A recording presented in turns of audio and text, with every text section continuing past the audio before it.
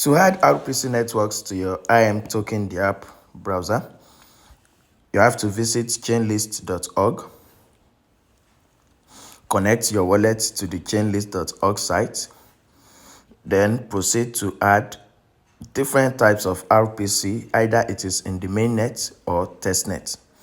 All you have to do is click on Add to imToken, then approve. Quick and easy. Don't forget to like and subscribe for more. Have a good day.